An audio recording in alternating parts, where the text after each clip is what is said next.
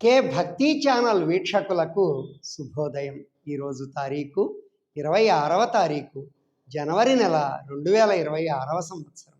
విశ్వావసునామ సంవత్సరం, ఉత్తరాయణం, శిశిర ఋతువు, మాఘమాసం, శుక్లపక్షం, తిథి అష్టమి, రాత్రి 7:06 వరకు, వారం సోమవారం, నక్షత్రం అశ్విని నక్షత్రం, ఉదయం 10:58 వరకు, వర్జ్యం ఉదయం 7:11 నుండి 8:42 వరకు, తిరిగి రాత్రి 7:58 నుండి 9:28 వరకు.